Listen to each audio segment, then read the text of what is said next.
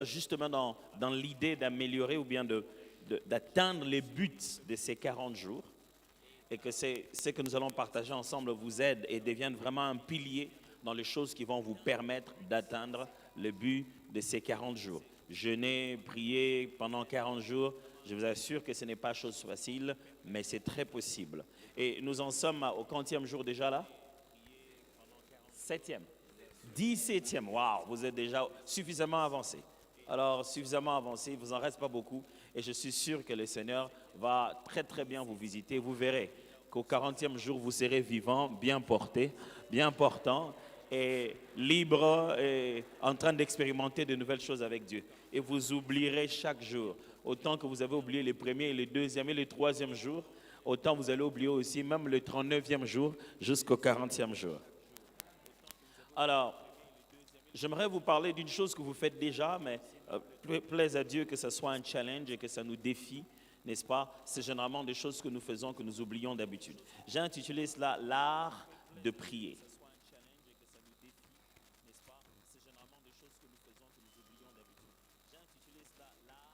L'art de prier.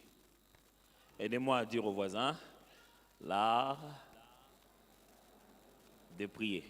L'art yambongo te l'art de art. Tu peux tomber sur un voisin qui avait directement ta dette. Dès que tu dis l'art, il commence à imaginer que tu demandes ton argent. L'art de prier. En le disant de cette manière, je sous-entends déjà une chose. Est-ce que je vous impose déjà de comprendre, de croire que la prière est un art? Est-ce que la prière est un art? Pasteur, la prière, j'ai même entendu des gens dire, moi j'ai un don de prière, comme si les autres n'en avaient pas. Qu'est-ce que l'on sous-entend ici par l'art de prier? Ma prière pour vous, c'est que pendant ces 40 jours, vous appreniez l'art de prier. Et que même quand vous n'êtes pas pendant une série des 40 jours, vous puissiez garder une dimension de prière et une connexion telle que vous avez appris l'art de prier. Et que vous ayez tellement appris l'art de prier que cette église soit caractérisée par l'indépendance, la prise en charge personnelle de chaque membre de l'église lorsqu'il s'agit de s'engager dans la prière. Que vous ne puissiez plus attendre que le pasteur dise il est temps de prier, que vous-même dans votre vie, dans votre période de l'existence, vous puissiez vous dire là je dois passer en mode de prière. Que vous commenciez à faire vos propres 40 jours, vos propres 21 jours. À l'occasion de personne ne vous a dit, mais en ayant tellement grandi et ayant appris l'art de prier, vous savez à quel moment prier, comment, pourquoi. La prière, pasteur, es-tu en train de nous dire que la prière est un art? Moi, je pensais que la prière, c'est spirituel. Quand tu veux dire c'est un art, là, tu m'embrouilles. Mon but n'est pas de vous embrouiller, mais disons-nous, qu'est-ce que c'est qu'un art d'abord? C'est quoi un art? Un art, c'est juste un ensemble de procédés, des connaissances et des règles intéressant l'exercice d'une activité ou d'une action quelconque.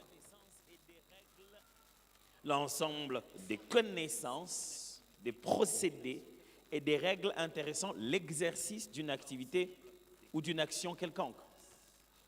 Ce n'est pas moi qui invente cette définition, c'est la définition que j'ai prise dans le dictionnaire de Robert, pour que ce ne soit pas ma définition. L'ensemble des procédés et des connaissances ainsi que des règles intéressant un domaine d'une activité ou bien l'exercice d'une activité ou d'une action quelconque. Dans chaque activité, il y a un ensemble de connaissances, procédés, règles. Dans un domaine où on doit te dire certaines choses pour que tu le fasses bien, tu dois suivre une démarche pour que ça soit bien fait. Tu dois connaître des normes pour te dire que tu l'as fait.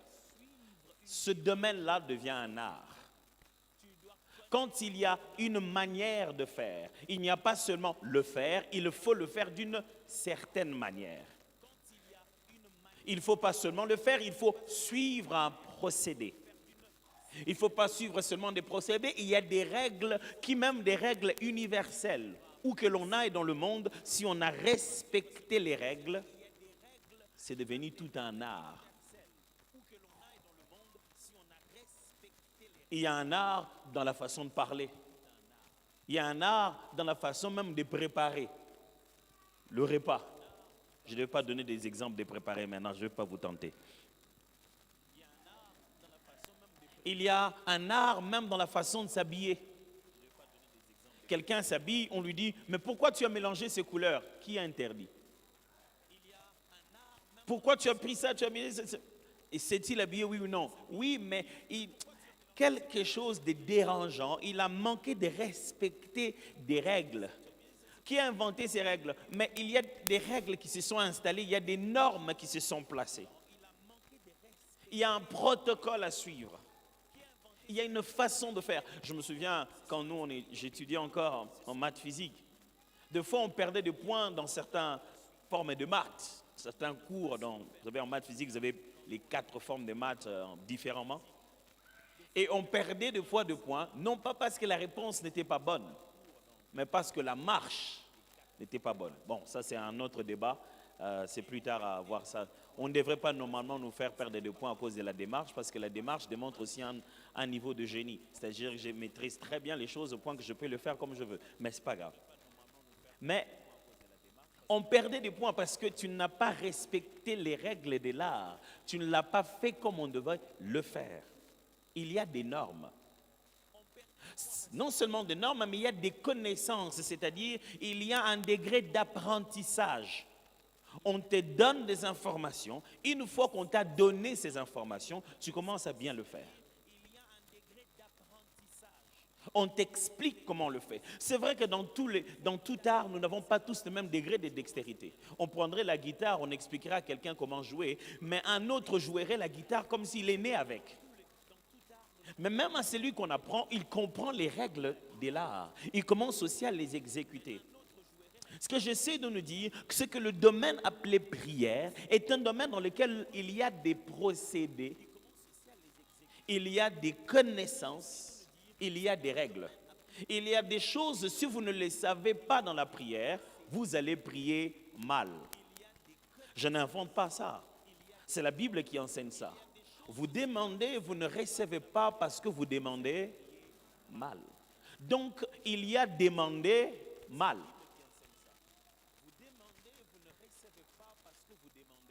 La prière est un art que nous devons apprendre à faire.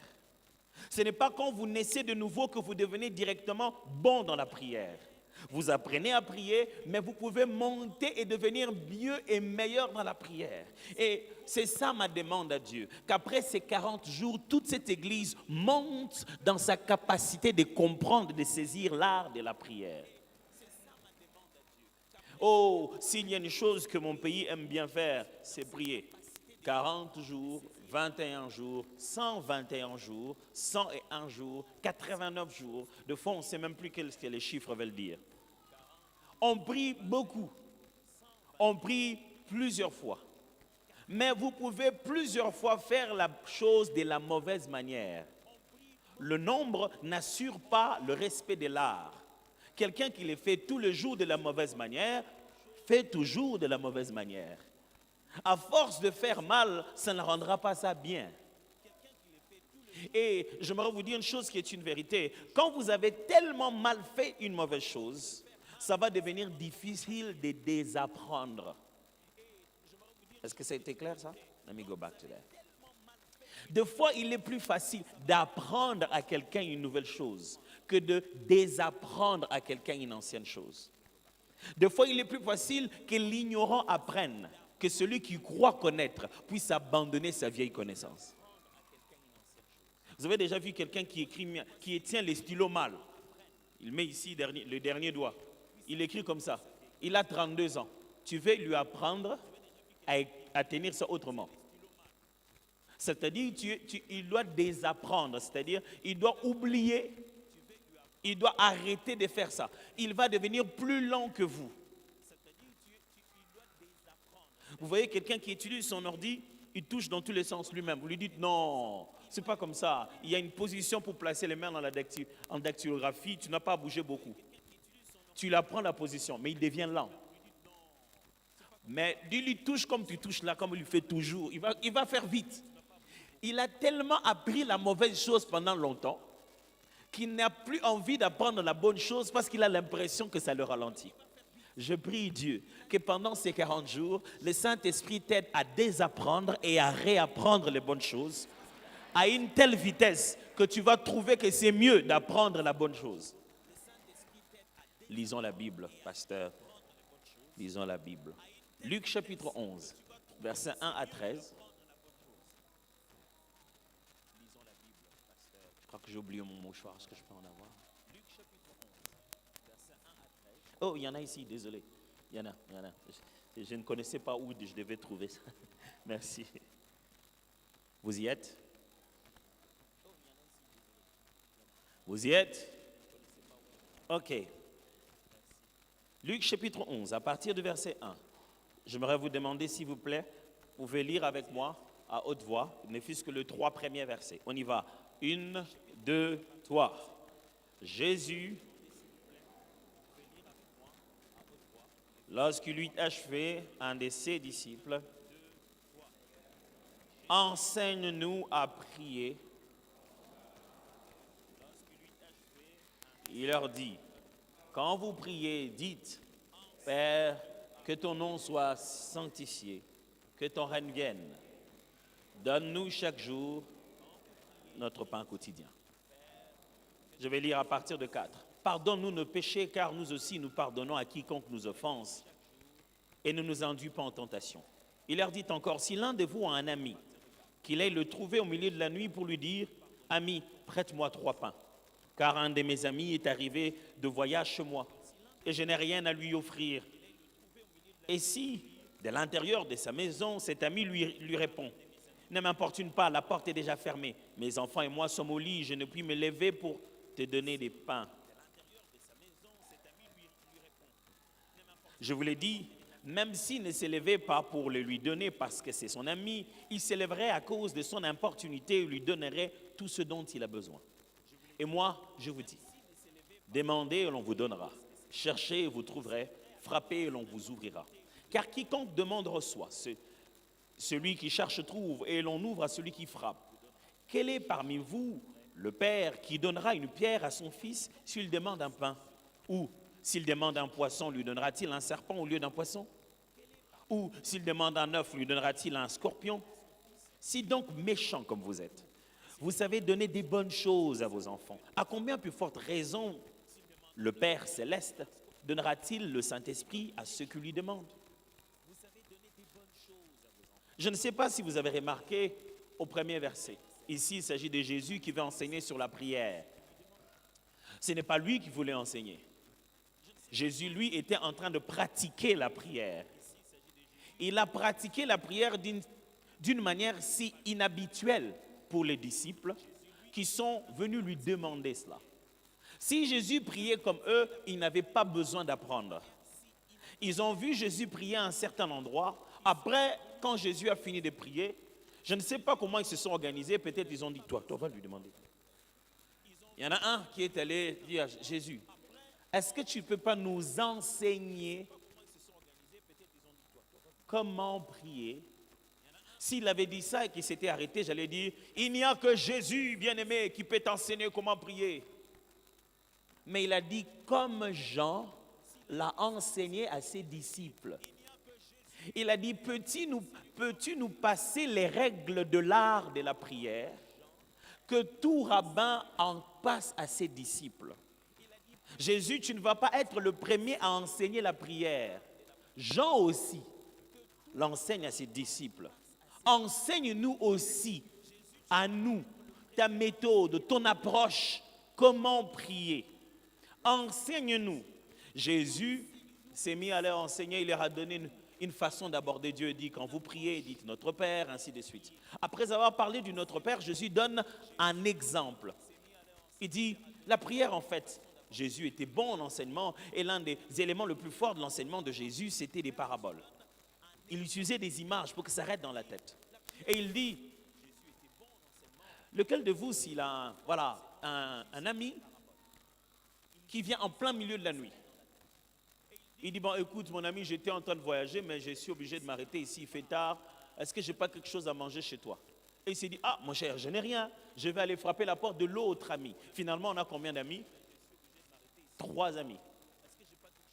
Le premier ami ne connaît pas le 3e ami. Il connaît que le 2e ami. Il a présenté son besoin au 2e ami. Mais le 2e ami a son ami aussi, le 3e. Il est allé le voir, il a dit, j'ai un ami, numéro 1, qui est chez moi. Et je n'ai pas moi. Numéro 2, je n'ai pas de quoi le nourrir. Et numéro 3 lui dit, ah, je dors déjà, ma femme et les enfants dorment, mon cher, à 7 heures. Jésus lui dit, même s'il ne s'est levé pas pour lui donner ce qu'il veut parce que c'est son ami, mais parce qu'il l'aurait importuné, je vais revenir sur ces termes-là, parce qu'il l'aurait tellement importuné, il s'élèvera, lui donnera, dit, bon, voilà, prends. Jésus enseigne quoi? Qu'on puisse importuner Dieu dans la prière. Je vais revenir là-dessus. Il dit, parce qu'il aurait tellement importuné, il va lui donner. Alors il dit ceci, moi je vous dis, demandez, on vous donnera.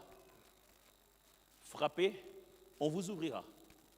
Et cherchez, à ce moment-là, il n'y aura personne. Vous serez seul, vous trouverez.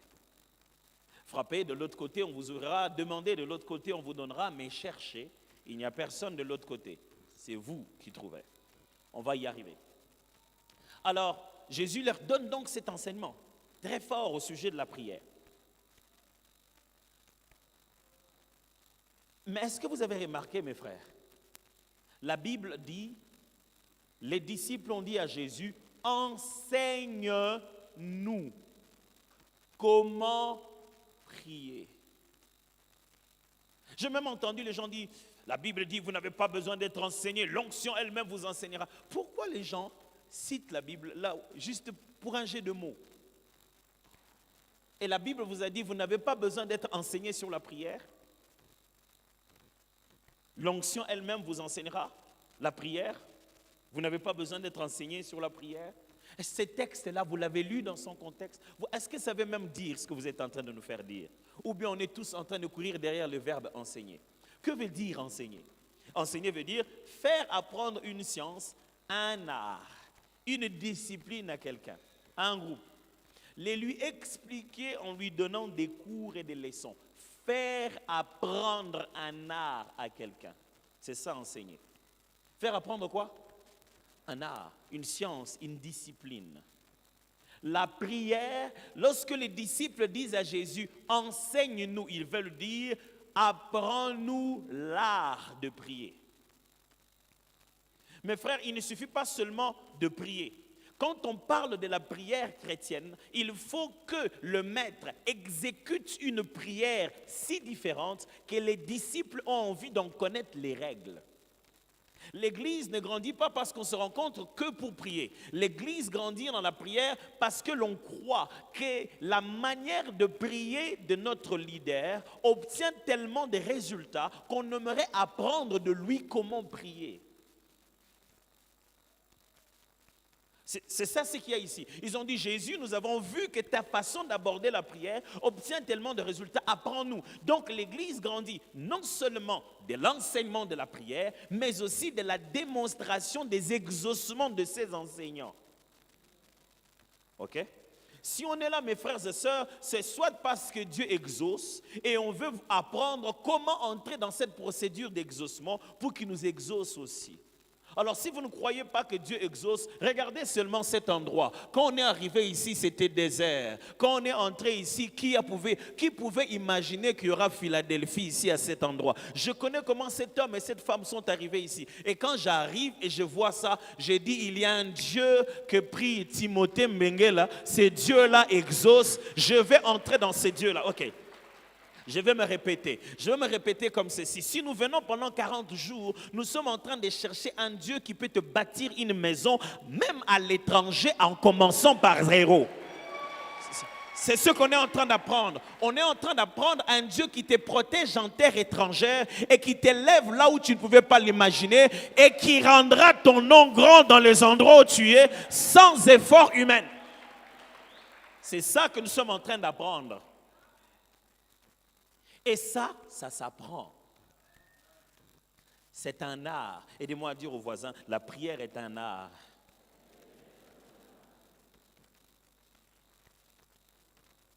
Comme dans tout art, tout artiste n'a pas le même niveau. Autant on peut être tous musiciens, mais tout le monde n'a pas le même niveau. J'aimerais vous lire le même texte que je vous ai lu tout à l'heure, mais dans une des versions appelée Paroles vivantes, une version publiée par Fred Cohen, paix à son âme, qui nous a déjà quittés. Toujours Luc chapitre 11, le premier toujours au 13e verset, je vais le lire. Un jour, Jésus s'était retiré pour prier. Quand il eut fini, un de ses disciples lui demanda, « Maître, apprends-nous à prier comme Jean l'a appris à ses disciples. » Il leur répondit, « Quand vous priez, dites, « Père, que tu sois reconnu pour Dieu, que ton règne s'établisse. Donne-nous chaque jour la nourriture dont nous avons besoin. Pardonne-nous nos torts envers toi, car nous pardonnons nous-mêmes à tous ceux qui ont des torts envers nous. Et garde-nous de céder à la tentation. » Il ajouta, « Supposez que l'un de vous ait un ami qui le réveille en pleine nuit pour lui dire, « Mon ami, prête-moi 3 pains, car un de mes amis qui est en voyage vient d'arriver chez moi et je n'ai absolument rien à lui offrir. » Admettons que l'autre, de l'intérieur de la maison, lui réponde, « Laisse-moi tranquille, ne me dérange pas, ma porte est fermée, mes enfants et moi nous sommes au lit, je ne peux pas me lever maintenant pour te donner ce que tu me demandes. » Mais le premier continue à frapper. Je vous assure que son ami se lèvera, même s'il n'a pas envie de se lever par amitié pour lui donner ce pain, il le ferait quand même parce que l'autre, sans se gêner, continue à l'importuner et il lui donnera tout ce qu'il faut. Ainsi, moi, je vous l'ai dit, demandez, continuez à demander et vous recevrez. Cherchez, persévérez dans votre recherche et vous trouverez. Frappez, insistez et la porte vous sera ouverte. Car celui qui demande finit toujours par recevoir. Celui qui cherche finalement trouve. Et à celui qui frappe avec insistance, la porte sera ouverte. Il y a des pères parmi vous. Lesquels d'entre vous seraient capables de donner une pierre à son fils quand tu lui demandes du pain? Ou bien, s'il demande du poisson, lui donnerait-il un serpent à la place? Ou encore, s'il demande un œuf, lui donnerait-il un scorpion? Si donc, tout mauvais que vous êtes, vous savez donner,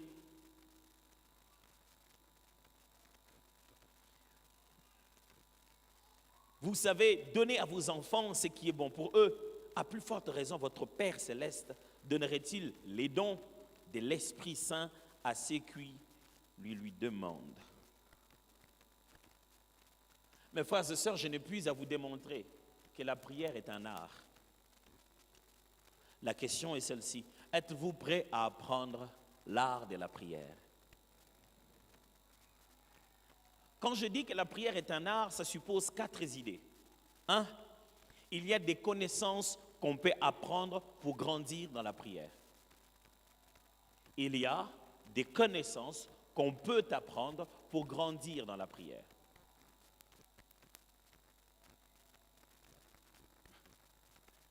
Il y a des connaissances qu'on peut apprendre pour grandir dans la prière. C'est-à-dire, bien aimé, même si nous venons tous à l'église, il y a des choses, quand tu ne les sais pas, tu ne peux pas grandir dans la prière. C'est que la force de la prière n'est pas dans le temps que tu as, mais dans la connaissance que tu as. J'aimerais répéter. La force de la prière n'est pas dans les genoux, mais dans la Bible. Oh, that's going to be crazy now. La force de la prière n'est pas combien de temps tu as fait noircir tes genoux, mais quelles sont les clés que tu détiens entre tes mains pour accéder à chaque porte spirituelle. Parce que lorsque les prophètes de Baal ont commencé à s'étaillader, à faire couler leur sang, ils ont crié pendant longtemps. Élie leur a même dit, continuez, peut-être votre Dieu dort. Mais quand Élie s'est levé, sans gêner, sans faire quoi que ce soit, quelques phrases ont suffi pour faire descendre le feu du ciel. Il savait quelque chose. Il savait quelque chose. Je parle de la chose que connaissait Daniel. Quand il a appris que le roi veut tuer tout le monde, il vient voir le roi et dit, roi, donne-moi 3 jours. Donne-moi 3 jours, je vais rêver les rêves que tu as rêvés. Quelle garantie? Roi, ce n'est pas un grand problème, donne-moi juste 3 jours. Tu dis qu'il faut qu'on rêve les rêves que tu as rêvés, qu'on t'explique, non? Avec le Dieu que je sers, la manière dont je le prie, la façon dont nous conversons. Ce genre de sujets vont me demander que 3 jours. Les chrétiens utilisent la prière comme un jeu de chance. Et ils se disent, il faut beaucoup prier. La prière n'est pas d'abord dans la quantité, elle est dans la qualité, la façon de la faire. Je prie Dieu qu'après ces 40 jours, tu sois capable de regarder ta situation, tu te dis ça, non, quand il aura 3 jours, je vais faire juste 3 jours, après je vais fixer l'affaire.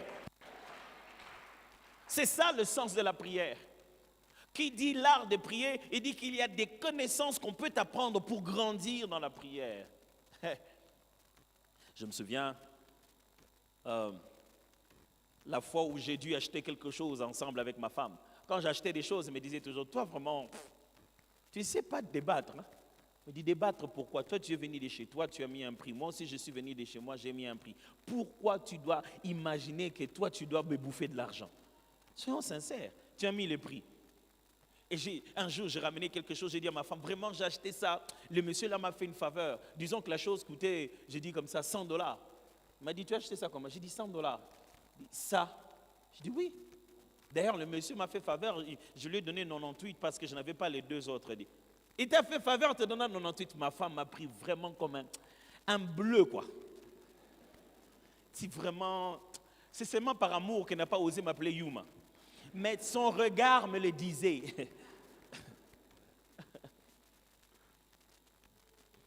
Je pouvais lire dans son regard qu'elle se disait vraiment, moi, je n'en ai pas été au Pénago.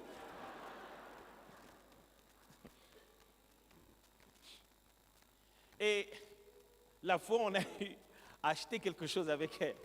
La personne dit, oh, c'est 100. Il m'a dit, laisse-moi, je vais faire. Il dit, c'est combien 100? 100 wapi. Non, peut-être 30. J'ai regardé, j'ai dit, elle ne veut pas acheter ça. J'ai commencé à lui faire signe. On risque de, ça ne va risque de ne pas marcher. Il a dit, laisse-moi. Le monsieur dit, non, pas 30. J'ai dit, tu vois, il ne veut pas. Pas 30, pas 30. Et puis il lui dit, bon, toi tu dis pas 30, c'est à toi de parler. Yolobat. Le monsieur dit, non, écoute, bon, je te donne seulement, donne-moi seulement 80. J'ai dit, oh, on peut descendre jusqu'à 80. C'était déjà beaucoup pour moi qu'on descende à 80. Il a dit, ah, 80 quoi? Tu vas faire, si 80, tu vas faire le double de tes bénéfices. 80. J'ai pas 80, prends 40. J'ai dit, ah, chérie, 40. Le monsieur a dit, non, non, 40, je ne vais pas me retrouver, 40, ça ne va pas. Bon, elle a pris la chose et l'a remis. Elle dit, ok, si tu ne veux pas 40, nous on part. J'ai dit, on part? On en a besoin, on part comment? Il dit, on part. On commence à partir, le monsieur dit, attendez. Il dit, bon, ok, bon, alors, bon, peut-être donnez-moi même 70, même 72, 73. Il dit, non, ok, c'est pas grave. Si tu veux ça, je vais te donner 45 alors. On a acheté ça à 45. On a acheté ça à 45. Donc depuis tout ce temps, on me bouffe 55. J'aimerais qu'après ces 40 jours, quelqu'un à qui on bouffe 55 dans la forme de prier, que ça s'arrête. Tu dois maîtriser ça. Écoutez, il y a des gens que les démons font prier. La peur te fait prier. Même la manière dont tu abordes cette prière, c'est déjà un échec. À partir d'aujourd'hui, c'est terminé ça. Ces jours-là, je me suis dit non, j'achète plus. C'est-à-dire qu'elle est là, l'art. Je ne veux plus. Même les fois où je ose marchander, mon cœur bat vite. Si on me dit ça c'est 100, je dis bon, je vais essayer de faire un peu comme ma femme. J'ai appris l'art. Elle m'a appris ça en quelques minutes. Elle dit voilà comment on débat. Dès qu'on te donne un prix, divise-les par 2 et diminue par 10%. Commence là. Elle dit oh, je ne savais pas qu'il y avait des règles. Il y a des règles. Mon frère, il y a des règles dans la prière. Elle dit, ah bon? Elle dit oui. Parce que chaque fois quand quelqu'un vend quelque chose, il multiplie par 2 le prix d'achat et il met encore plus de bénéfices. Donc, s'il rencontre quelqu'un qui ne sait rien, il gagne encore plus. Et j'étais étonné. Combien de fois ma femme discute dans toutes les langues, même les langues qu'elle ne parle pas. Vous connaissez les discussions à la chinoise où on discute avec la calculatrice. Donc, non. Elle sort, elle fait 8 heures. Avec son anglais qu'elle apprend, elle fait 8 heures d'achat. Elle revient seule. Elle dit, laisse-moi aller acheter seule. J'ai dit, tu as parlé quelle langue? Elle a l'art d'acheter. Quand tu en as l'art, tu n'as pas besoin du langage. Quand tu as compris l'art de la prière, tu n'as pas besoin des verbes, mon frère. Tu n'as pas besoin des longues phrases. Tu as compris l'art, tu en as déjà la capacité.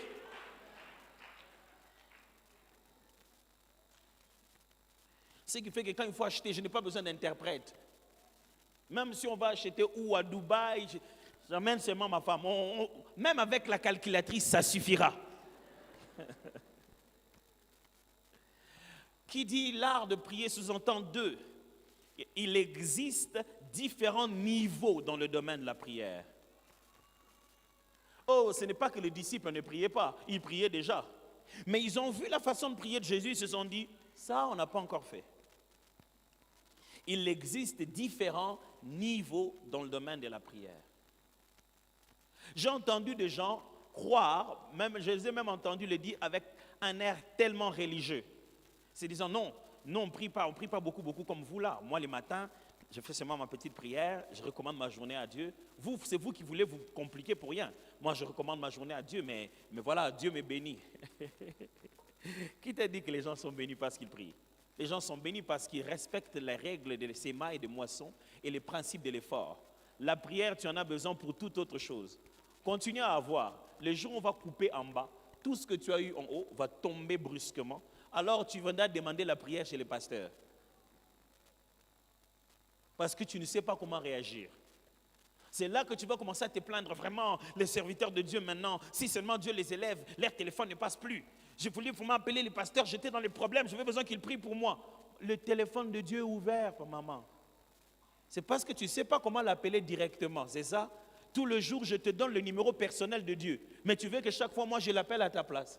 Si je commence à prendre des commissions de prière,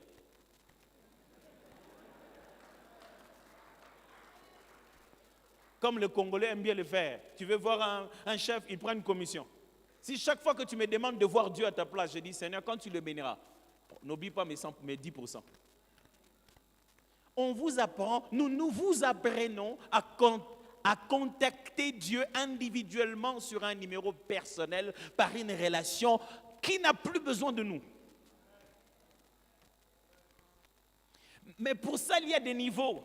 Et ces niveaux ne sont ni pastoraux, apostoliques, non. Ces niveaux sont liés à l'art de la prière. Parce qu'on peut bien appeler quelqu'un pasteur, mais il ne connaît pas l'art de la prière. Un jour, Anne est arrivée, elle est passée à un autre mode. Elle priait. Élie qui était là-bas, elle dit, maman, alors quitte là-bas, quitte devant la maison du Seigneur, comme ça, va faire passer ton vin, tu es ivre. Puis il dit, je ne suis pas ivre. Il y regarde, il dit, oh, c'est vrai. Il y a certains niveaux de l'art de la prière que les autres vont traiter d'ivresse. Ils ne le connaissent pas simplement. Ne va pas débattre. Tout ce qu'il faut, c'est des résultats. Si tu es passé à un autre niveau, donc tu dois passer à d'autres résultats. Vous savez que moi, je suis un fervent croyant du parler en langue et de son utilité dans la spiritualité chrétienne. Mais je vois qu'on a de plus en plus de nouvelles écoles de parler en langue, où toute la prière consiste à ce qui parle le plus longtemps en langue, mais pour très peu de résultats. Et des fois, quand tu le vois parler en langue, tu te dis, ils vont tomber malades au niveau de leur foie, au niveau de leurs estomacs. Ils sont en train de mal utiliser ça. Ils ne parlent plus en langue, ils crient en langue. Quelle est la langue pour la parler? Tu dois faire ça. Tu n'es pas obligé, c'est une langue que tu parles. Maintenant que je parle ici, vous m'avez vu crier. Tu n'es pas obligé de te détruire pour parler en langue. Tu n'es pas obligé de souiller complètement, de souiller complètement pour parler en langue. C'est parler en langue. Mais alors, combien n'ont-ils pas dit qu'ils ont monté dans des niveaux de parler en langue? Si tu montes des niveaux, tu dois monter des résultats, papa. Tout ce que je demande, ce n'est pas combien de temps tu as fait. Tout ce que je demande, c'est quel feu est descendu. Tout ce que je demande, ce n'est pas qu'est-ce que Dieu a dit. Tout ce que je demande, c'est qu'est-ce que Dieu a fait de ce qu'il a dit. Vous êtes sûr que vous voulez apprendre l'art de prier? Ok, c'est bon. Alors ma question est celle-ci, quel est votre niveau de prière actuel? J'aimerais que vous puissiez vous faire à vous-même une évaluation. J'en suis à quel niveau? Je veux passer à un niveau supérieur. Pour comprendre ton niveau supérieur, tu dois d'abord être conscient de ton niveau actuel. J'en suis à quoi? Si tu es encore à prier, oh Seigneur, Seigneur, je prie, Père, fais des grandes choses dans ma vie. Ça signifie quoi? Ça signifie quoi les grandes choses dans ma vie? Je ne suis pas en train de dire que cette phrase n'est pas valide. Je suis en train de dire que si, après avoir dit grandes choses, tu ne sais pas quelle est la grande chose, ça ne signifie rien du tout. Tu ne sais pas ce que tu demandes. La Bible dit, un tel homme irrésolu ne sait pas ce qu'il demande. Il est pareil à quelqu'un qui s'est regardé dans le miroir et qui a oublié à quoi il ressemblait.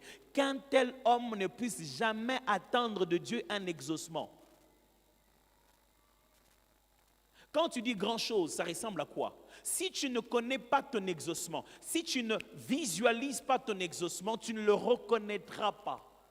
Ok, let me get it very clear. Si tu n'as pas l'image mentale, tu n'as pas la pensée des genres de choses auxquelles tu t'attends, ça va te dépasser en cours de route.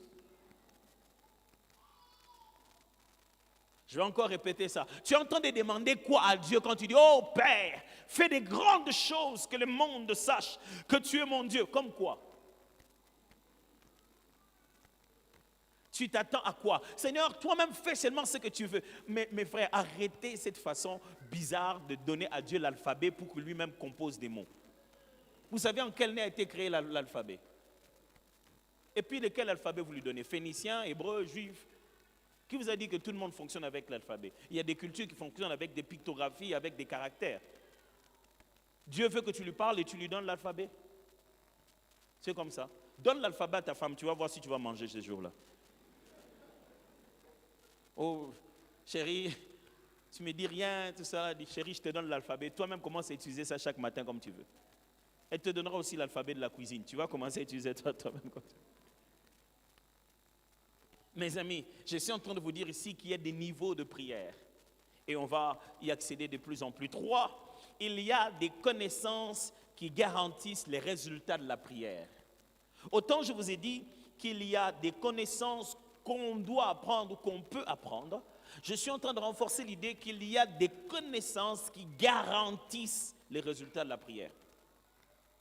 Il y a des choses, quand vous les savez, avant même de prier, vous savez ce qui va se passer. C'est pourquoi vous voyez certaines personnes qui sont trop sûres et vous dites, ce gars, il est entré dans des dimensions de prière. Comment il savait déjà? Non, je veux que Dieu commence à m'utiliser dans telle dimension. Mes frères et sœurs, la spiritualité chrétienne a des choses que vous devez connaître. Quand vous le connaissez, vous comprenez comment ça fonctionne. I'm about to say something very hard here. Quand vous grandissez avec Dieu, vous n'êtes plus seulement en train d'être utilisé par Dieu. Vous apprenez comment on utilise ce que Dieu vous a donné. Ok, j'ai vraiment besoin que vous puissiez bien suivre cette nuance. Quand vous êtes jeune dans la foi, quand vous marchez avec le Seigneur, Dieu vous utilise. C'est-à-dire que le Seigneur vous fait faire par instinct certaines choses parce que vous n'en comprenez pas encore le principe.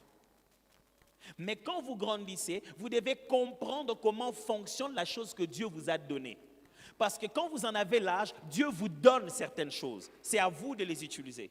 Quand vous comprenez comment fonctionne la chose que vous avez, vous obtenez des résultats et vous avez une confiance, une garantie que les autres se demandent comment il sait qu'il va faire ça. Je comprends comment ça fonctionne. Parce que Dieu ne se répand pas de ses dons. Le grand danger de cette deuxième partie, c'est que certains se sont tellement concentrés à apprendre comment fonctionne le don qu'ils se sont déconnectés au donateur. Mais ne considérez pas que apprendre comment fonctionne ce que t'a donné Dieu est un péché. Dépendre de Dieu ne signifie pas que tu ne dois pas comprendre et grandir dans la manière de faire fonctionner les choses qu'il t'a données. Est-ce que vous me suivez très bien là? C'est-à-dire que je ne suis pas là en train de me dire, bon, oh roi Osias, oh roi Josias, je ne sais pas ce que l'Éternel voudra de moi. Pourquoi vous voulez me demander de prophétiser? C'est seulement, ça dépend de Dieu, c'est seulement sa grâce. S'il ne me parle pas, comment on va faire? Non, Josias arrive, Akab arrive. Et Élisée les regarde et dit, toi, va chercher les prophètes de ta mère et de ton père là-bas. Tu viens troubler le peuple d'Israël. Le gars, il est fâché. Le prophète est énervé. Quand vous lisez ça, c'est ce que ça veut dire. Et quand on dit ton père et ta mère, c'est un ton bien. Normalement, il est fait avec le ton que nous disons. Va chercher les prophètes de ton père et les prophètes de ta mère là-bas. Il est fâché, les gars. Mais quand le roi lui dit, vraiment, on nous a dit que toi, tu peux nous parler de la part de Dieu. Il a dit, si je n'avais pas d'égard pour le roi de Jérusalem. Mais il sait que je viens de me fâcher. Je dois maintenant prophétiser. Et il sait comment on change les deux. Et pourquoi le magicien, le sorcier, je ne sais pas moi, qui te dérange au travail, il vient, il sait comment te troubler pendant la journée. Il sait comment faire en sorte que tu sois troublé. Et toi, tu ne sais pas comment on fait pour pouvoir avancer dans ce que tu dois faire. Non, non, non, non. Tout ne vient pas parce que, oh, il faut invoquer le Seigneur. Non, il y a des choses qui fonctionnent en nous. Écoutez très bien ce que Pierre est en train de dire à cet homme. Il dit, je n'ai ni or ni argent. Oh, par la grâce de Dieu, ce que Dieu a, il te le donnera dans la prière. Non, non, non, non. Ce que moi j'ai, ce n'est pas Dieu. Moi j'en ai. Il me l'a donné à moi. C'est moi qui l'ai. Je vais te le donner. Il n'a pas dit, Dieu fera sa grâce pour que tu sois... Non, non, moi j'ai la chose. Il y a des moments où il faut savoir que vous avez la chose. Et comment elle fonctionne. Et Élisée a dit, bon, on va prophétiser alors. Il a shifté pan et il a prophétisé. Simplement.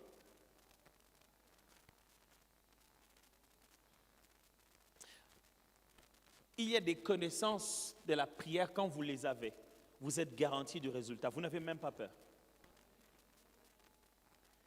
4.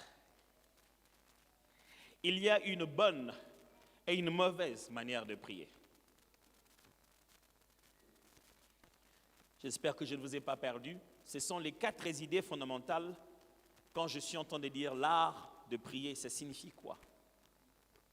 Je sous-entends que l'art de prier, 1, veut dire il y a des connaissances qu'on peut apprendre pour grandir dans la prière. 2, il existe des différents niveaux dans le domaine de la prière. 3, il y a des connaissances qui garantissent les résultats de la prière. Et 4, il y a une bonne et une mauvaise manière de prier. Quand on dit que la prière a un niveau d'être un art, c'est-à-dire qu'il y a la bonne façon de faire, parce qu'il s'agit alors de procéder, il s'agit alors de connaissances et des règles. C'est-à-dire qu'il y a un non-respect des règles dans la prière. Quelqu'un a dit qu'il a prié, mais il n'a pas respecté les règles de la prière. Dieu ne reçoit pas seulement les prières comme ça, il les reçoit d'après le respect des règles de la prière. Il y a une façon de prier. La prière a des règles. Ne pensez pas que parce que vous avez juste les yeux fermés et que vous avez parlé, que vous avez respecté les principes. Non. Il y a des principes à respecter dans la prière. Par exemple, Jésus, on va le lire tout à l'heure dans Matthieu, quand il est en train de dire à ses disciples, il dit, quand vous priez, ne multipliez pas de mots inutilement des mots comme le font les païens. Il leur dit, quand vous priez, n'essayez pas de le faire comme le font les juifs là-bas, là dehors pour être vus, les pharisiens pour être vus. Il leur montre qu'il y a des choses que vous faites qui ne sont pas bonnes. Il dit, ceux-là, ils sont en train de prier dans des coins de rue. Ils ont déjà eu leur rémunération. C'est Jésus qui enseigne ça. Ça signifie ceci. Celui qui prie en mativus, il veut que les gens voient qu'il prie. La joie et le plaisir que les gens voient qu'il prie, c'est déjà ça son exaucement. Il a atteint déjà son but. Son but n'est pas les résultats de la prière. Savez-vous que beaucoup de gens ne prient plus pour les résultats? Ils prient pour le plaisir de dire qu'ils ont prié. Ils sont plus heureux d'avoir prié que d'avoir à attendre les résultats de leur prière. Ils ne s'attendent à rien dans leur prière. Ils s'attendaient seulement à prier. Pour être capable de dire, tout bon de là, tout qu'on a ma ombi.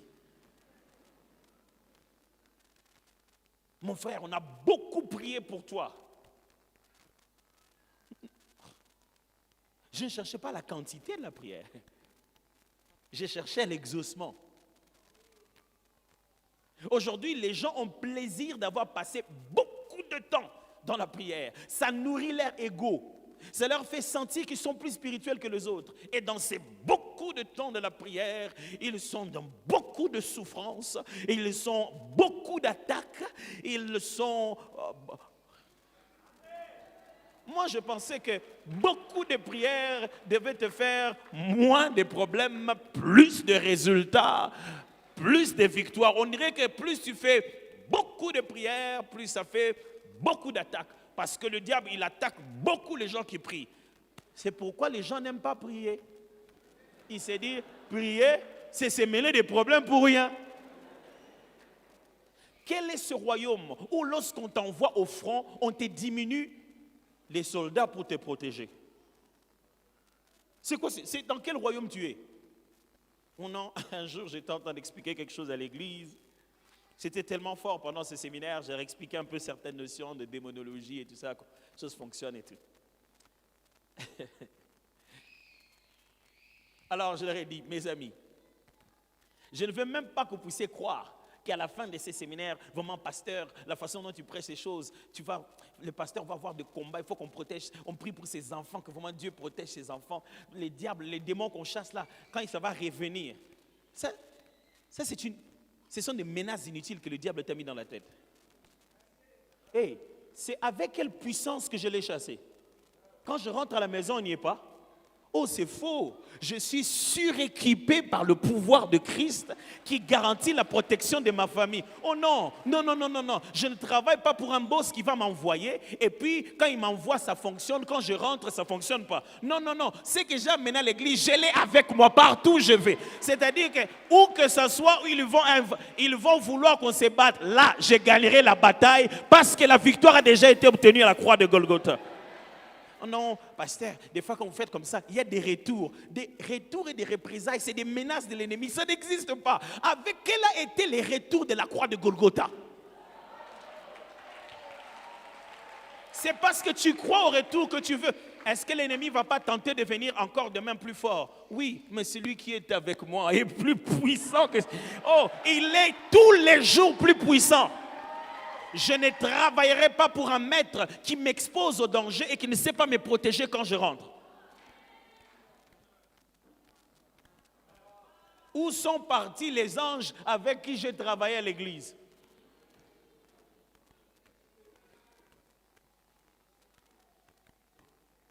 Après les séminaires, quand je finis, je suis fatigué, je prie, après je dors profondément. Je me réveille demain, je mange. Oh non, il faut entrer dans le jeûne parce qu'après des moments pareils, je vais tuer mon estomac pour rien, je mange. Ce qui se passe là, je connais comment ça fonctionne. Il ne va même pas oser, il sait que je sais.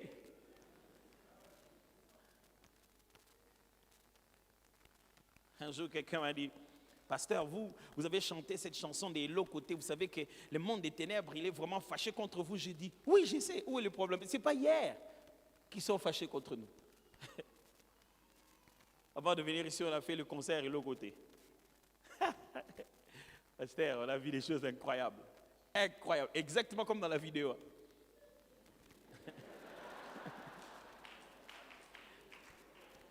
On a tout préparé, on veut commencer. Pah! Le groupe électrogène pète, pouf, et les lumières. On commence à reprendre le travail. Il se met à pleuvoir. Il pleut pendant quelques, même pas une heure. Il a plu un peu, mais avec un vent violent. Les baffles sont mouillés, tout est mouillé. Et moi, je prêchais à l'église pendant qu'il pleuvait. Donc les gens me regardaient un peu avec pitié. J'ai vu qu'ils me regardaient un peu avec pitié à l'église. J'ai dit non, c'est pas bien. Je lui ai dit, vous pensez que je ne sais pas qu'il allait pleuvoir?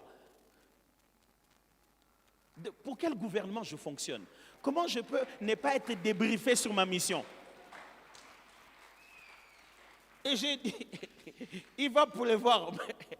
Mais bon, ça là est l'autre côté. Est-ce que vous savez ce que la Bible dit? Toute arme forgée contre moi sera nulle et sans effet. C'est-à-dire, toute arme au niveau de la fabrication n'atteindra pas le but pour lequel on l'a armée.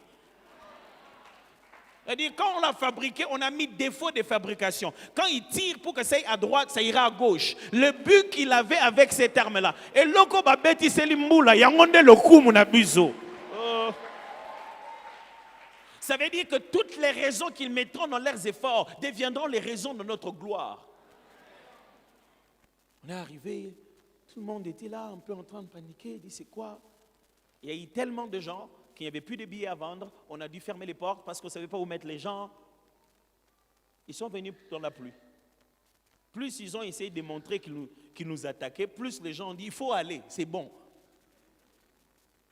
Et les gens sont venus depuis 15 heures. On a commencé les concerts à 19 heures parce qu'il fallait descendre le matériel, sécher le matériel, ouvrir le matériel, souder le matériel. Et personne n'est parti. Personne n'a chanté, oh, concert et banda. Tout le monde est en train de chanter, Bakosa, hello.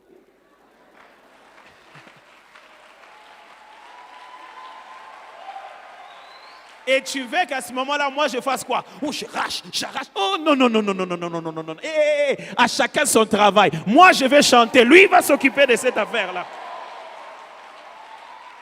Quand vous connaissez comment ça fonctionne, mon frère, n'importe qui ne va plus blaguer avec vous. Hein, c'est fini. Vous savez, quand vous jouez à un jeu, au Tetris ou quoi, quand vous comprenez les jeux, il y a des niveaux où vous n'échouez plus. Vous allez 1, 2, 3, 4, 5, 6, 6. Vous attendez seulement le niveau 7 où vous échouez d'habitude. C'est comme ça que ça fonctionne dans la spiritualité. Il y a même des choses, quand vous le comprenez, il y a certains démons qui ne peuvent même plus fonctionner dans votre vie. Vous avez complètement dépassé la ligue là. On ne peut même pas l'envoyer là-bas, il n'a pas de place. C'est-à-dire que vous êtes passé à la catégorie des poids lourds. Vous ne pouvez plus vous battre avec les plumes. Impossible. Vous n'êtes plus dans la même catégorie. Même ces gens d'esprit-là ne peuvent même pas venir.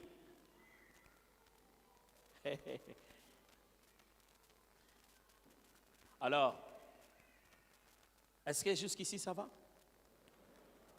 Est-ce que ça avance? Ok, vérifiez avec le voisin. Est-ce que c'est bon? Qu'est-ce qu'il en pense?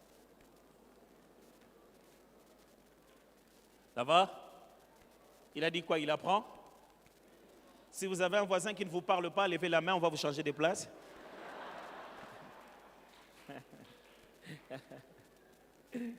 C'est pour rire. Alors, ce soir, avant de partir, laissez-moi au moins partager avec vous une de ces pensées. Jésus-Christ explique comment prier. Et après cela, il établit la règle qui est derrière en donnant l'histoire de 3 amis.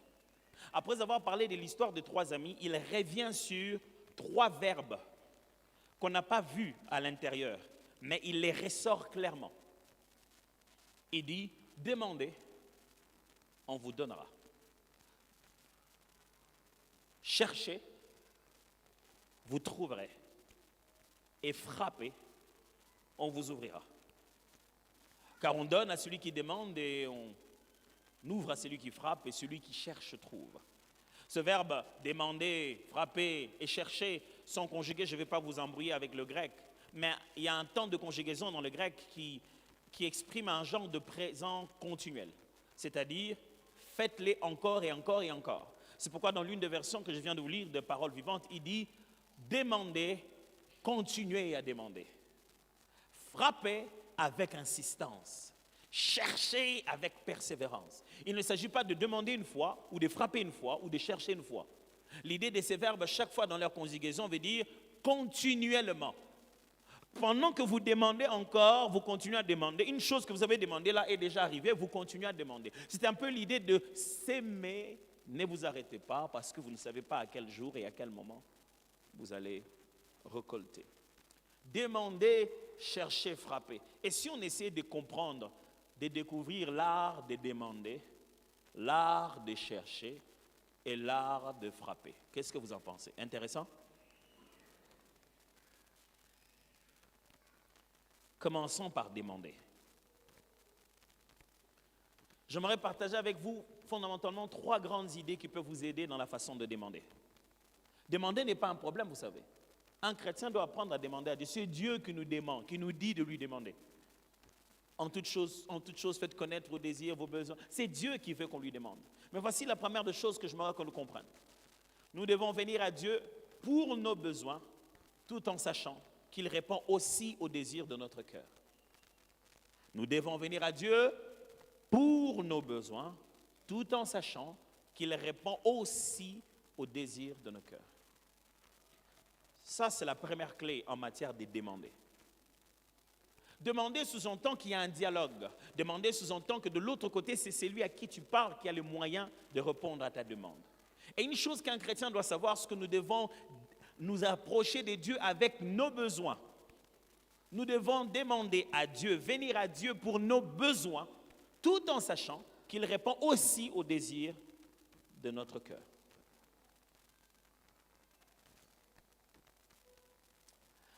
En Jean, chapitre 5, les versets 13 à 15, je lis dans la version seconde. En Jean 5, 13 à 15, je vous écris ces choses afin que vous sachiez que vous avez la vie éternelle, vous qui croyez au nom du Fils de Dieu. Nous avons auprès de lui cette assurance. Auprès de qui? Le Fils de Dieu. Nous avons auprès de lui cette assurance que si nous demandons quelque chose selon sa volonté, il nous écoute. Nous avons auprès de lui quoi? Cette assurance. Que si nous demandons une chose, il nous écoute. Et si nous savons qu'il nous écoute, quelque chose que nous demandons, nous savons que nous possédons la chose que nous lui avons demandé. Ici, c'est demander. Il dit, première garantie, quand tu demandes, il écoute. Mes amis, ne doutez jamais de l'interlocuteur. Si vous ne croyez pas que Dieu vous écoute, ça ne s'appelle plus la prière. Parce qu'il faut que celui qui s'approche de Dieu croit qu'il existe. Et quand vous revenez demain en lui disant, Seigneur, est-ce que tu entends même mes prières? Oh, mais à qui tu parles? S'il n'entend pas tes prières, comment il va t'entendre dire que si tu entends ses prières? Je ne sais pas si vous voyez la logique. S'il n'a pas entendu les prières, comment il va entendre quand tu es en train de dire s'il entend tes prières? La prière des demandes fonctionne d'abord avec la garantie de l'écoute. Je suis garanti d'être écouté. Dieu t'écoute. Et l'autre garantie qui est donnée ici, c'est que quelle que soit la chose que nous demandons, nous savons que nous possédons la chose que nous lui avons demandée. Pas nous la posséderons. Il dit, puisque nous avons la garantie d'écoute, nous savons que déjà c'est bon, nous l'avons.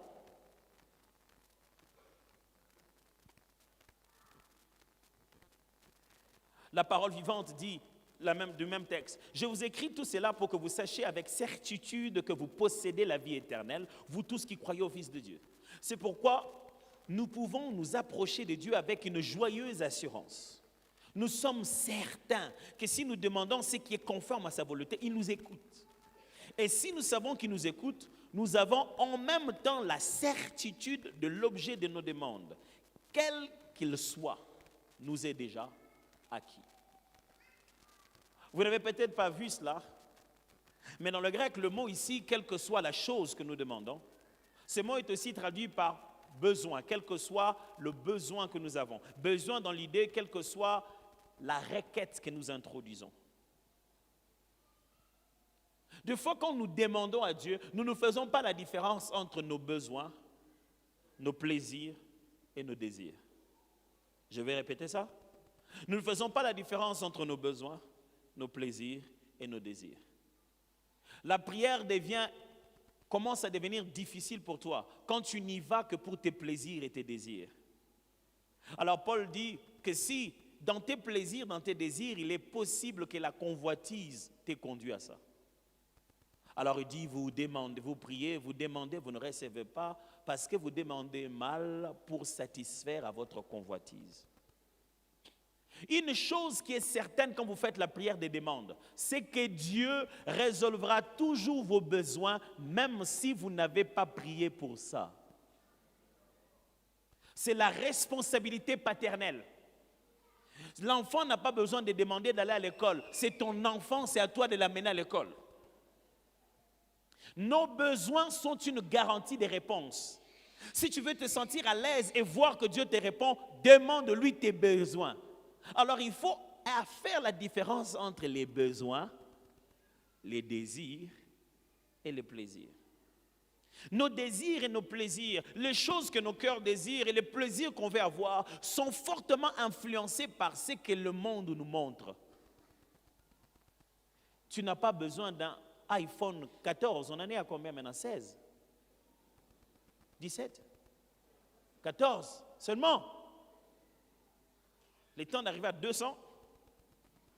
Combien de vies vont être détruites? Tu n'as pas besoin d'un iPhone 14. Tu as besoin d'un téléphone efficace pour communiquer. iPhone, c'est un plaisir, c'est un désir. Téléphone, c'est un besoin.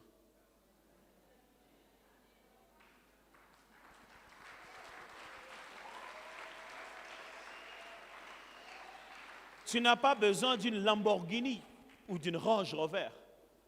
Tu as besoin d'un moyen de déplacement. C'est ça d'abord.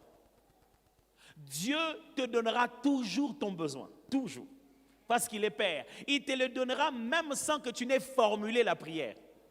Et il te le donnera, je vais vous expliquer comment Dieu donne. Il te le donnera toujours au temps convenable. Amenons d'abord devant Dieu nos besoins. Je suis en train de vous apprendre l'art de demander. Vous voulez apprendre comment on demande à Dieu? Identifiez clairement quels sont vos besoins. Écoutez bien, ce n'est pas moi qui l'invente. Jésus venu sur terre, il est devenu la source des réponses ambulantes, l'exaucement en mouvement. C'est lui à qui on peut tout demander et il va le faire à l'instant. Et il rencontre Bartimée, fils de Timée, que tout le monde voit, qu'il est aveugle et qui a crié « Jésus, fils de David !» Et Jésus lui dit « Que veux-tu que je fasse? Quel est ton besoin? » Jésus, même toi-même, tu ne vois pas. Pasteur, j'ai entendu des gens prier, dire, Seigneur, je te demande quoi? Qu'est-ce que tu ne vois pas? Tu veux que je te demande encore quoi? Le problème, ce n'est pas Dieu qui ne voit pas. Le problème, c'est toi qui ne vois pas tes besoins. C'est-à-dire, quand Dieu te le donnera, tu ne sauras même pas le glorifier pour ça. Et Jésus lui pose la question, que veux-tu que je fasse? Ah! Jésus, tu parles comme si tu ne sais pas. Non, je te pose la question parce que je veux savoir jusqu'à quel point tu me crois capable de résoudre tes problèmes.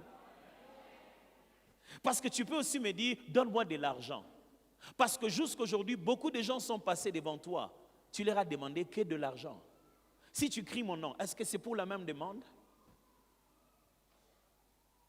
Que veux-tu que je fasse? Qu'est-ce que les gens font d'habitude quand tu cries leur nom? Mais Bartimée était clair. Il dit, c'est pas pour l'argent, papa. Toi, si j'écris ton nom, c'est pour que je puisse voir. Je veux voir. Vous savez, quand vous étudiez la tradition biblique, vous vous rendez compte qu'il est possible que Bartimée là n'était pas vraiment son nom direct, mais c'est une composition seulement de noms. Tellement qu'il était tellement là qu'on ne connaissait pas son vrai nom. On l'appelait seulement le fils de Timée. On ne connaissait même plus son vrai prénom.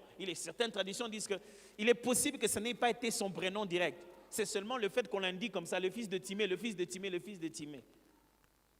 Le fils de Timée était là, il demandait de l'argent, mais il n'avait pas besoin d'argent. Mon frère, ne demande pas à Dieu les choses que tu demandes aux hommes.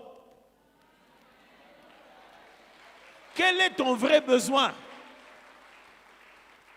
Quelle est la chose qui t'a poussé à aller voir Dieu? Vous savez, le Congolais ne connaît tellement pas bien son besoin que même quand il rencontre des chefs, même les chefs de ce monde, ils ne savent pas leur demander.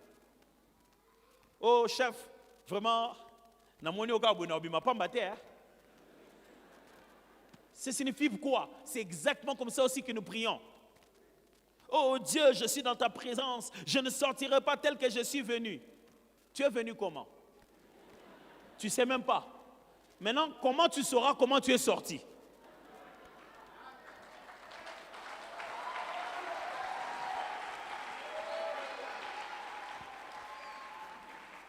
Avant même de demander, identifiez votre besoin. Vous demandez quoi? Parce que Dieu va vous donner votre besoin, et je précise, avant même que vous n'ayez besoin de demander, il l'a déjà pris en charge. Votre besoin, c'est lequel? Quand Bartimée a dit, je veux voir, Jésus l'a donné. Il a vu. C'est ce qu'il était. Jamais homme n'est allé vers Dieu pour lui demander son vrai besoin. Et Dieu dit, non. Si Dieu ne te donne pas une chose, c'est que tu n'en as pas encore besoin. Nos désirs et nos plaisirs, Dieu nous les donne aussi. Il est notre Père. Mais nos désirs et nos plaisirs ne sont pas aussi fondamentaux que nos besoins. Qu'est-ce que je veux dire? nos désirs et nos plaisirs sont des choses que Dieu montre par amour, qu'il nous écoute, qu'il veut nous faire plaisir, qu'il nous montre qu'il nous aime. Mais des fois, nos plaisirs et nos désirs, et très souvent, sont fortement influencés par la société, par les milieux de vie. J'explique. Maintenant, on veut se marier. On ne veut pas se marier. On veut faire un mariage à l'Internet, où la mariée se met en peignoir avec les filles d'honneur, elle se filme. Aujourd'hui, faire des mariages, c'est faire des clips. Le temps que l'on passe dans les chorégraphies et on a fui les leçons de préparation des fiançailles. Parce qu'on s'est dit, qu'est-ce qu'on va préparer là-bas dans les fiançailles? Pasteur, plus tu vois les gens fuir les leçons de préparation des fiançailles, plus il faut que tu saches qu'ils se connaissent déjà. Ils se disent déjà, quel est le cours encore?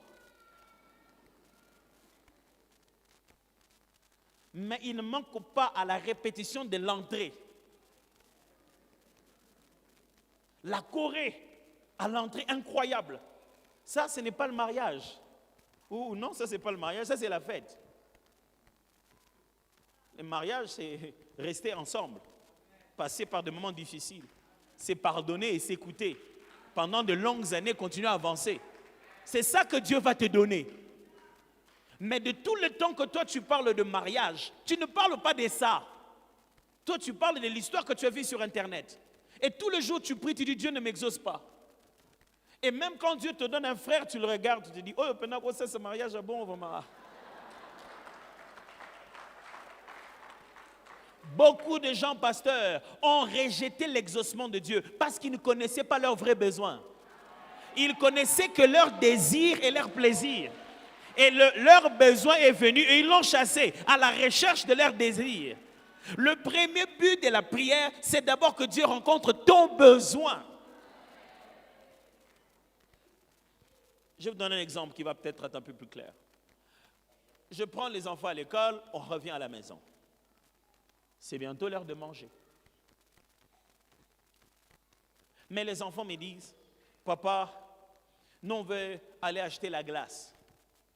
Achète-nous la glace. Qu'est-ce que je fais, selon vous? Oui ou non, j'achète la glace pour eux. C'est quand même mes enfants, non? Je fais quoi? J'achète la glace. Vous voyez ces petits moments-là. C'est ce qui arrive dans nos têtes. Mais Dieu est clair dans cette affaire. Dieu est comme ça. Si vous quittez la maison pour aller manger, et que la glace vous coupera l'appétit, sachant que la glace ne participe pas directement à la constitution physique de ton besoin, et que ça te met à un risque d'hyperglycémie à cause du sucre au moment où tu as faim, Dieu dit, pas de glace maintenant. Vous devez manger d'abord. Vous allez manger. Si vous avez fini de manger en retard, et que si vous prenez la glace à cette heure-là, à cause du degré de sucre, vous n'allez pas dormir, pas de glace ce jour-là. Mais samedi, il prendra tous les enfants. Ils vont aller que pour faire ça. Aller manger la glace. Celui qui sait prier pour ses vrais besoins, le jour où Dieu lui fait plaisir, vous allez l'envier. Ah oui. Il y a des gens, vous commencez à dire, il est vraiment, hein, Dieu on dirait qu'il fait que... Non, il a suivi ses besoins. Et un bon matin, Dieu dit, viens, on va manger la glace. Non seulement qu'il voyage, il le fait voyager première classe. Non seulement qu'il voyage première classe, on lui a donné le visa à 24 heures. Ça, c'est quand le Père t'amène manger la glace. Vous savez, quand le Père t'amène manger la glace, il t'amène à un endroit même toi tu ne pouvais pas imaginer. Il va te payer la meilleure glace. Les jours où toi tu veux faire plaisir aux enfants, c'est toi-même qui veux te sentir père. C'est toi-même qui sors l'argent. Les jours où Dieu veut te faire plaisir, ça va dépasser même les désirs que toi tu avais. Il faut commencer par comprendre tes besoins. D'abord. Maintenant qu'on prie là, quel est ton besoin?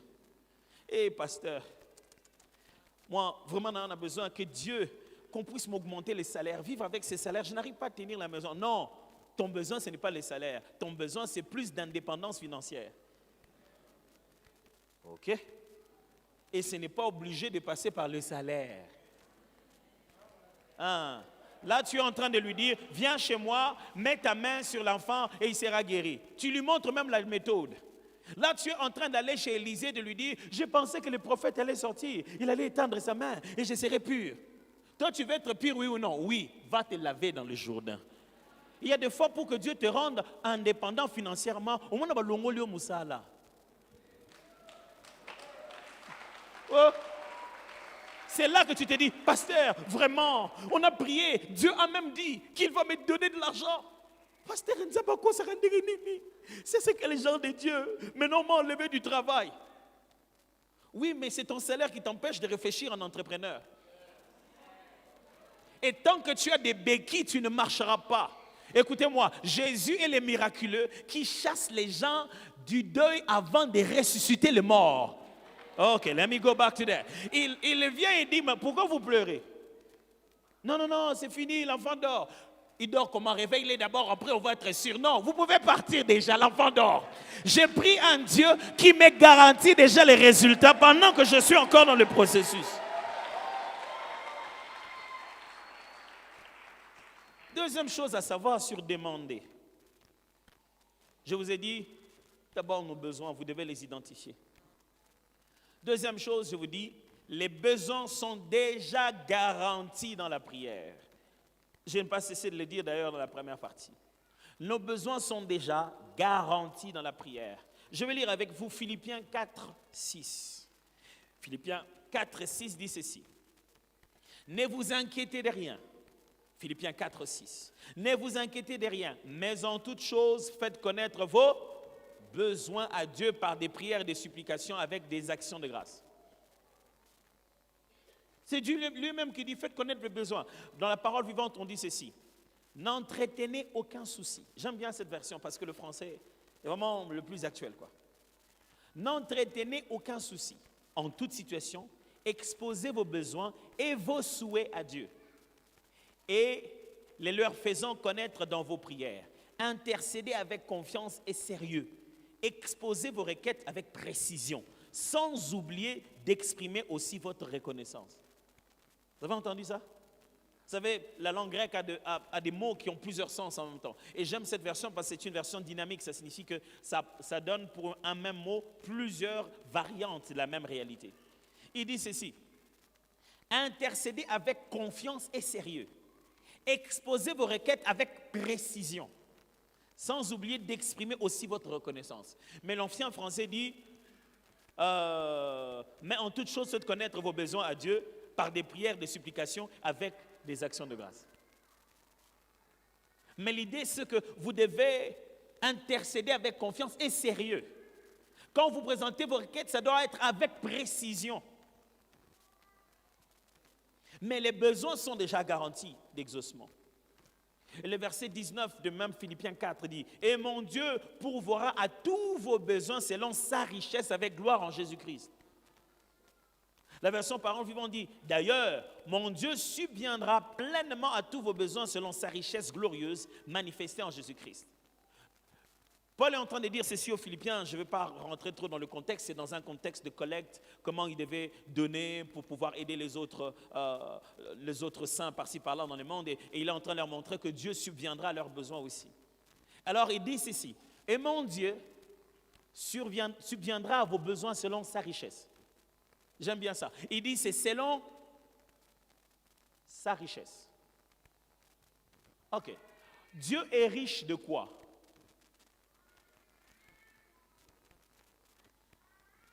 Oh, comment on répond? C'est une vraie question. Dieu est riche de quoi? Vous pensez que Dieu est riche d'argent? Dieu n'a pas besoin d'argent, mes amis. L'argent en pièces a été créé par des Lydiens. Ce n'est pas si vieux que ça, ces choses. Les monnaies en papier ont été créées par des Chinois. Or, Dieu disait à Abraham qu'il l'a béni et il n'y avait pas encore tout cet argent. Dieu n'est pas riche par la banque. Quand vous pensez que Dieu va vous bénir, il va faire quoi? Multiplier des billets, le contrefacteur est puni des servitudes pénales. Dieu est riche de quoi? Il est riche de toute sa création. Il est riche des cœurs et des pensées. La Bible dit, le cœur du roi est comme un cours d'eau entre les mains de l'Éternel. Et il les tourne comme il veut. Quand Dieu te dit qu'il va te donner, il va user de ses richesses. Et dans les richesses de Dieu, il y a des gens seulement. Il appelle quelqu'un, dit, toi, va chez lui, donne-lui ce que je t'avais dit. Tu peux sortir aucun billet des banques. Il est le seul qui dit, venez acheter sans argent. Pour t'obtenir ce que toi tu as besoin d'obtenir par argent, Dieu n'a pas besoin d'argent pour ça. Et vous savez, nous, quand nous demandons à Dieu, nous ne demandons plus nos besoins, nous demandons la méthode. N'impose pas à Dieu comment il va le faire. Ne va pas lui dire, donne-moi de l'argent pour. Vous savez, maintenant nous faisons foi à la méthode. Or, la méthode est réservée pour la gloire de Dieu. Il doit choisir les façons de faire qui le glorifieront le mieux. Écoutez ce que les amis de Daniel ont dit. Ils ont dit, ah, roi, vraiment, quelque chose que tu veux faire, nous tous qu'on sait, on ne va pas se prosterner devant toi. Notre Dieu là que tu dis, il peut nous délivrer.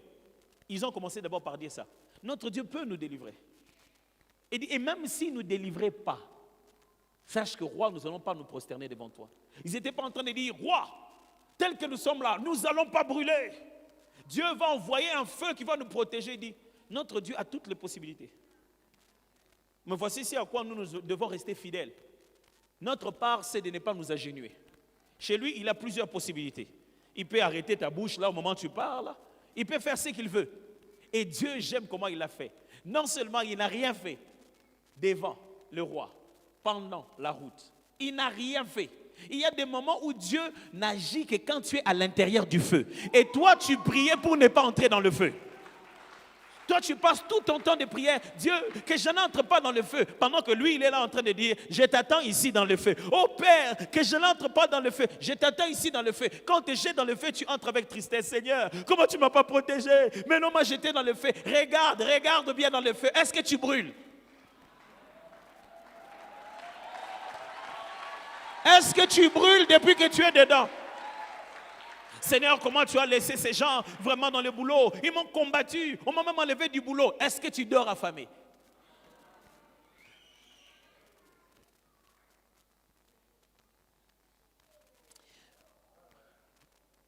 Matthieu chapitre 6, verset 7 à 8 dit, en priant, ne multipliez pas de vaines paroles. Matthieu 6, 7 à 8.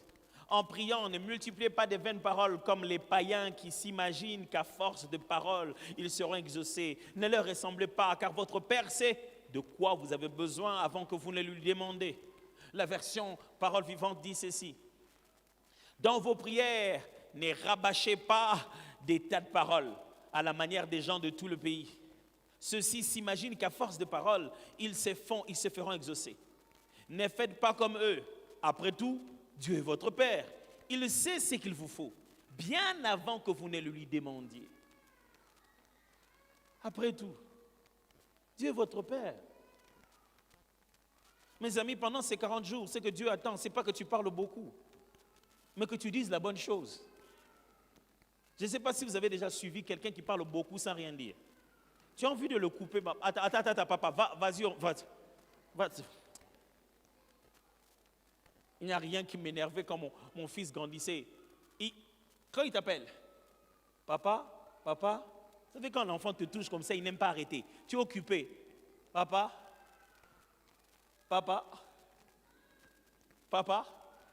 C'est ce qu'on appelle être importuné. Je vous expliquerai ça. Et puis je dis, quoi? Il dit, papa, je voulais te dire que, tu sais, non? Être parent, c'est difficile. Hein? Tu sens que ta colère monte. Ah. Tu te dis, mais tu parles ou quoi? Et la colère descend. Oh. Il dit, oui, Roland, dis-moi. Oui, surtout quand tu dis encore ça, il reprend à zéro. Oh, oui, je disais, Daddy, tu sais, moi, je voulais... Oui, chérie, tu voulais quoi? Oui, comme je disais que, tu sais, moi... Vous savez, nous sommes comme ça des fois dans la prière. 17 jours, tu es en train de tourner en rond. Père, tu sais, oh Dieu, que puis-je te demander? Seigneur, toi-même, tu connais les besoins. Père, je ne viens pas pour des besoins de ce monde. Tu veux les besoins d'où?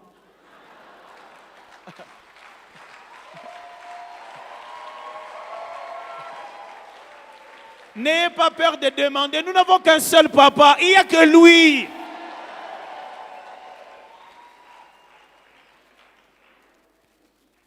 Et quand on multiplie des paroles, on tourne en rond. Et Jésus dit, mais après tout, c'est votre papa.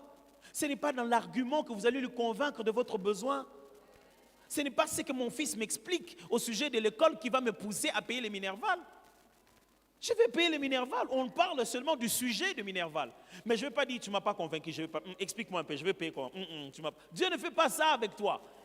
Il sait que tu as faim. Il sait que tu dois te marier. Il sait que tu dois te voyager. Il t'a même promis de te donner le travail. Quel est ce genre de Dieu qui promet et qui tourne derrière? Il connaît tes besoins.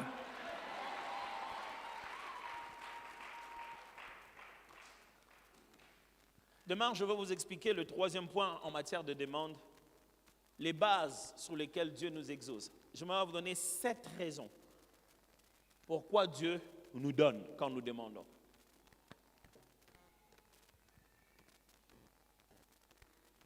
Est-ce que quelqu'un est en train d'apprendre l'art de prier? Passez du temps à l'identification de vos besoins plus qu'autre chose. Vous savez, pasteur, des fois les gens disent, pasteur, j'ai cherché la volonté de Dieu, mais Dieu ne m'a pas parlé. J'ai beaucoup prié. Ils ont l'impression que pour que Dieu parle, c'est difficile. Mais regardez ce que David faisait. Il n'était pas prophète. Mais quand il voulait demander la volonté de Dieu, il était précis.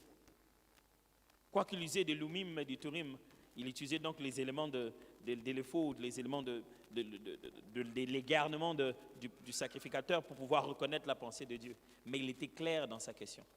Il ne demandait pas d'explication à Dieu. Il venait, il trouve que les enfants étaient pris, les femmes ont été prises.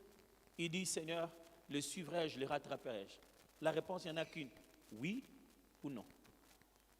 Et il pouvait facilement reconnaître oui ou non. Des fois, nous, on s'approche de Dieu avec tellement d'arguments et d'explications. Tu as posé une question à Dieu que même la façon de te parler pour comprendre ça, tu ne sais pas comment il va faire. Seigneur, je te prie, oh mon Dieu, je te prie, Père, dis-moi pourquoi tu me veux là-bas. C'est long. C'est dit, Seigneur, tu veux que je le fasse, oui ou non? Là, c'est plus simple. C'est soit oui, c'est soit non. Des fois, dans nos formulations de prière, nous compliquons même la réponse de Dieu pour nous. De sorte que quand il va parler tantôt d'une manière, tantôt d'une autre, tu ne vas même pas comprendre. Mais quand il s'agit de reconnaître soit le oui, soit le non de Dieu, ça devient plus facile si c'est ce que tu es en train de lui demander. Mais quand tu attends oui ou non, ça ne signifie pas rêve. Pasteur, j'ai prié, mais je n'ai aucun rêve. Non, ça ne signifie pas rêve. C'est pour ça, on veut prier, vous voulez prier, vous voulez qu'on apprenne l'art de la prière, vous serez obligé d'apprendre comment Dieu parle et comment il vous parle à vous en particulier. Sans besoin d'être le grand prophète qui voit avec précision. Combien de fois les gens voient avec précision, mais ils ne voient pas qu'on peut faire quelque chose dans un téléphone appelé Facebook pour qu'ils deviennent millionnaires. Tous les voyants ne sont pas des faiseurs. Ce n'est pas tous ceux qui voient qui agissent. Quelquefois, dans la voyance, vous n'êtes qu'un observateur. Voulez-vous être de ceux qui ont la vision ou de ceux qui ont la voyance? La vie n'est pas dirigée par la voyance, elle est dirigée par la vision. Et si ta voyance ne produit pas en toi de la vision, tu deviens un observateur spirituel. Ta voyance doit te donner la vision et la capacité de faire sortir de l'invisible vers le visible. Désire ça. Sinon, tu observeras comment les choses se passent. Et tu ne sauras pas prendre de l'invisible pour amener au visible. Et les rendre réels. Ou même un architecte deviendra mieux que toi. L'architecte aura la vision que cet endroit deviendra un temple. Et ça le deviendra. Il a vu ça dans sa tête. Et on va vivre là. Là où lui, il a vu dans sa tête. Et toi, tu auras vu dans la prière rien. Et tu vas chercher, peut-être qu'on n'a pas craint Dieu. Peut-être que vous avez manqué de donner des offrandes parce que tu n'as pas compris comment fonctionne l'art de la voyance et de la vision. J'aborde ce sujet parce que je sais qu'il est très aimé ici.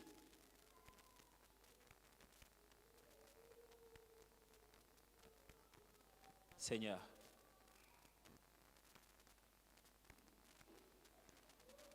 je ne sais pas là où chacun a besoin d'une leçon personnelle avec toi. Je ne viens ici que pour prier, pour parler. J'ai dit quelque chose. Est-ce que c'est tout ce qu'il fallait dire?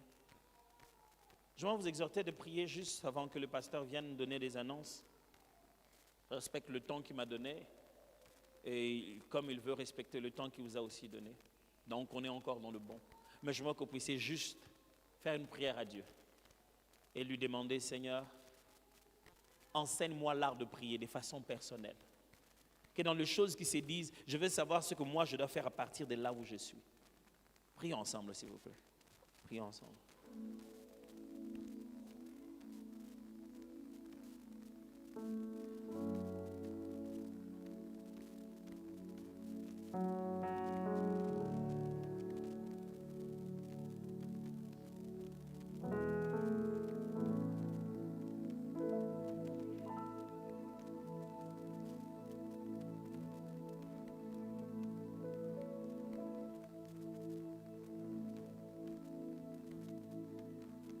Salanga na yebai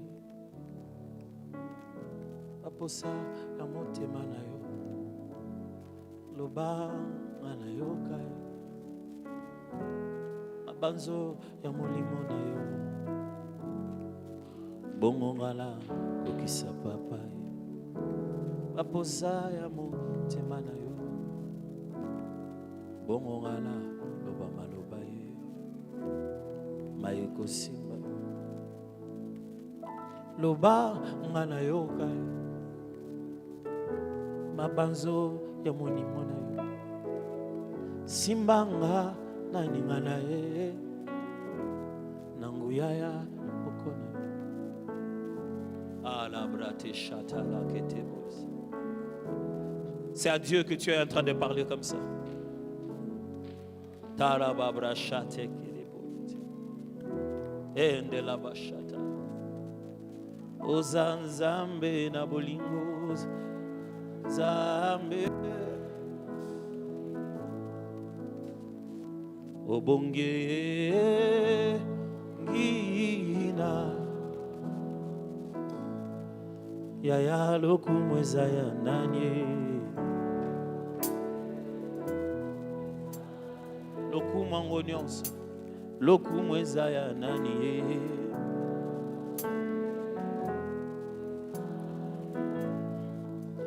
Ozanzambe na bolingo ya Mpeli suso bongyo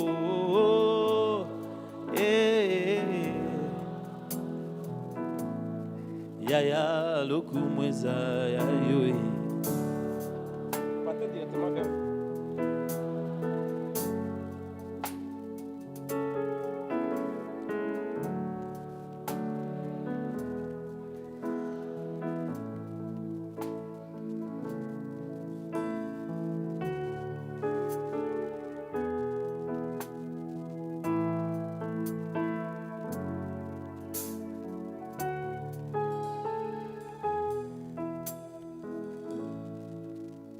Notre Dieu et notre Père,